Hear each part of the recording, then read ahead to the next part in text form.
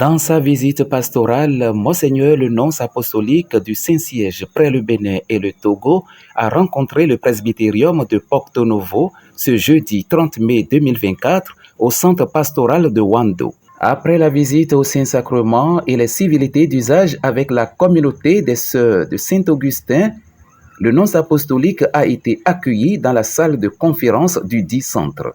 Après les mots de bienvenue du père Emmanuel Mithiodiaon, vicaire épiscopal chargé du clergé et curé doyen d'Adjara, le nonce apostolique a livré son message. C'était en présence de Monseigneur Aristide Gonzalo, évêque de Porto Novo. Chère Excellence, chers confrères, dans l'unique sacerdoce du Christ, bonjour. Je suis venu ce matin partager un moment de réflexion avec vous dans le cadre de ma visite pastorale dans votre diocèse. Je vous dis ma joie de vous voir aussi nombreux, réunis comme une seule famille autour de votre Père évêque que je salue chaleureusement. Je vous remercie pour le chaleureux accueil que vous venez de m'offrir et les mots de bienvenue que vous venez de m'adresser. Permettez-moi de vous transmettre la proximité priante et les cordiales salutations du Saint-Père, le Pape François, dont je suis le représentant dans les deux pays du Bénin et du Togo. Oui, il est bon, il est doux, pour des frères de vivre ensemble et d'être unis. La ratio fundamentalis nous rappelle que le premier domaine dans lequel se développe la formation permanente est la fraternité presbytérale. En effet, un presbytérium uni dans lequel le prêtre et l'évêque se soutiennent mutuellement, célèbrent les joies et souffrent de difficultés de l'autre, contribuerait à faire du presbytérium un espace de formation et de communion. Le 24 octobre 2022, en répondant à un prêtre qui lui avait demandé des conseils sur la meilleure manière de vivre la fraternité sacerdotale, le Saint-Père racontait cette histoire reçue de sa grand-mère pour peindre la relation entre un prêtre et son évêque. Il dit: il y avait une famille très belle, mais le grand-père qui habitait chez eux était vieux et il a commencé à baver en mangeant et à se salir. Et un jour, le père dit à la famille: à partir de demain, le grand-père mangera dans la cuisine. J'ai fait une belle table. Le grand-père ira là et nous, de cette façon, nous pourrons inviter des gens et lui sera à part. Quelques jours passent et papa rentre du travail et voit son fils de 6 ans travailler avec des clous, du bois.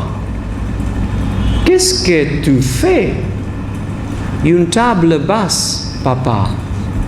Pourquoi? Pour toi, pour quand tu seras vieux. Le vieux, comme ça, on le met à part, dit le pape François. Et le pape conclut: s'il vous plaît, essayez d'apprendre à connaître l'évêque en tant que papa. Et si vous avez l'occasion de lui dire des défauts, faites-le comme à un papa. Il est le père, non pas un ennemi, ni un chef d'entreprise. C'est le mot de Pape François le 24 octobre. Par ces brefs récits, le Saint-Père voudrait exhorter chaque prêtre à vivre la relation avec son évêque comme une relation entre père et fils, et à éviter de le voir comme un vieux père dérangeant à mettre à l'écart. Même pour la grâce de Dieu, votre évêque est jeune, donc l'analogie, il y a des limitations. C'est autour de lui, en effet, que se construit sacramentellement la fraternité sacerdotale. De que chacun est uni à son évêque, tous sont unis entre frères par un lien de charité sacerdotale solide. L'obéissance recouvre donc toute sa force évangélique et devient expression du lien de communion qui unit le clergé à son évêque. C'est ce que le Saint-Père appelle proximité avec l'évêque et entre le prêtre. Mais le grand danger qui mine cette communion, c'est bien la médisance et le commérage au sein du clergé. Nous sommes appelés à nous unir pour lutter contre des maux qui nous empêchent de jouir pleinement de grâce de notre vie sacerdotale, dit le pape François.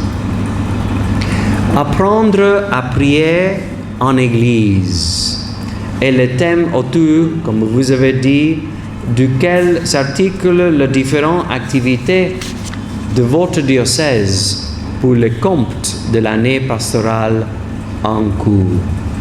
Ce thème me permet d'aborder la deuxième réflexion que je voudrais partager avec vous ce matin. Il s'agit de la prière dans la vie du prêtre comme expression de sa proximité avec Dieu. Le prêtre est invité avant tout à cultiver la proximité, l'intimité avec Dieu. Il pourra puiser de cette relation toute la force nécessaire pour son ministère. La relation avec Dieu est, pour ainsi dire, la greffe qui nous maintienne dans un lien de fécondité. De nombreuses crises sacerdotales ont pour origine une vie de prière pauvre, un manque d'intimité avec le Seigneur, une réduction de la vie spirituelle à une simple pratique religieuse. Comme dit le Saint-Père, nous ne devons pas confondre ces deux choses. La vie spirituelle ne consiste pas à dire les bréviaires, célébrer la messe et se réciter le chapelet uniquement. Il s'agit là de la pratique religieuse. La vie spirituelle est cette relation personnelle qui nous lie de façon toute spéciale au Christ, comme les sermons à la vigne, dit le pape François, à discours au symposium pour une théologie fondamentale du sacerdoce. De ce point de vue, je ne voudrais pas omettre d'attirer votre attention sur l'importance de l'accompagnement spirituel même pour le prêtre. L'accompagnement spirituel n'est pas obligatoire, mais si tu n'as pas quelqu'un pour t'aider à marcher, tu tomberas et tu feras du bruit.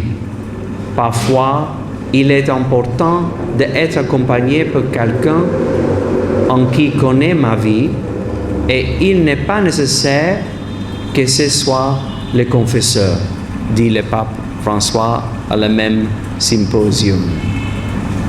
Il est souvent facile pour les prêtres d'être le guide spirituel pour les laïcs, les religieuses et ceux qui sont encore en formation. En revanche, il est difficile pour les prêtres de rechercher une direction spirituelle chez d'autres confrères. Nous sommes appelés à redécouvrir l'importance de l'accompagnement spirituel pour jouir de la beauté de la proximité avec Dieu. Pour être évangélisateur, il convient aussi de développer le goût spirituel d'être proche de la vie des gens, jusqu'à découvrir que c'est une source de joie supérieure. Il s'agit de la proximité avec le peuple, que le pape suggère à tous ses prêtres comme un chemin ultérieur pour une vie sacerdotale réussie.